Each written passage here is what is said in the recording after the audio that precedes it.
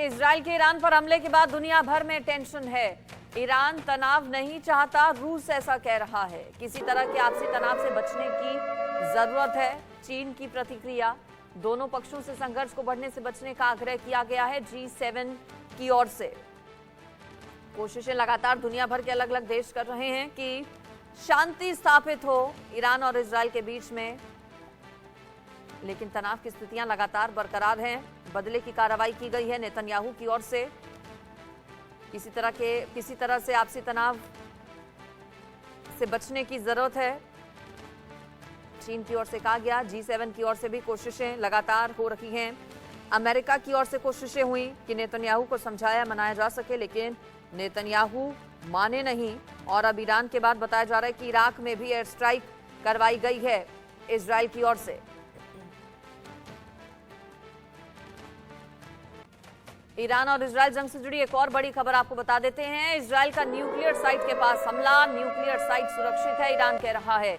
Isfahan के पास है nuclear site. दरअसल कल इस्फहान शहर में ही जानकारी मिली कि इजराइल की ओर से अटैक किया गया है। इस्फहान के पास न्यूक्लियर साइट है। ईरान कह रहा है कि न्यूक्लियर साइट को किसी तरह का कोई नुकसान नहीं पहुंचा है और न्यूक्लियर साइट पूरे तरीके से सुरक्षित है।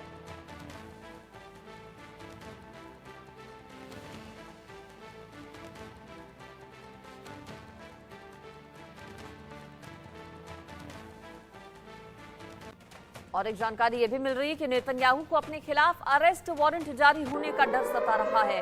इंटरनेशनल क्रिमिनल कोर्ट जारी कर सकता है वारंट। नेतन्याहू के खिलाफ अरेस्ट वारंट जारी हो सकता है। गाजा में अंतर्राष्ट्रीय कानून को तोड़ने का आरोप है। इसी आरोप में वारंट हो सकता है जारी नेतन्याहू के खिलाफ। नेतन्याहू पर गाजा में वॉर क्राइम का आरोप है। अरेस्ट वारंट टालने के लिए दूसरे देशों से मदद लेगा अब इजराइल। इजरायली पीएम ने ब्रिटेन और जर्मनी से मदद मांगी है। पहले नेतन्याहू माने नहीं और अब डर नेतन्याहू को सता रहा है, क्योंकि कहा यह जा रहा है कि नेतन्याहू के खिलाफ अरेस्ट वारंट जारी हो सकता है। मुश्किलें नेतन्याहू की बढ़ सकती हैं।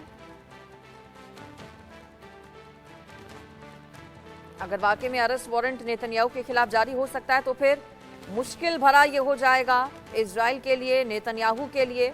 और अब अरेस्ट वारंट से बचने के लिए नेतन्याहू ब्रिटेन और जर्मनी से मदद मांग रहे हैं। गाजा में वॉर क्राइम का दरअसल आरोप है नेतन्याहू पर। हमास के खिलाफ जंग के बीच गाजा में जो अटैक्स किए गए इजराइल की ओर से, उसको लेकर बताया जा रहा है कि इंटरनेशनल क्रिमिनल कोर्ट यानी कि ICC प्रधानमंत्री बेंजामिन नेतन्याहू के खिलाफ अरेस्ट वारंट जारी कर सकता है।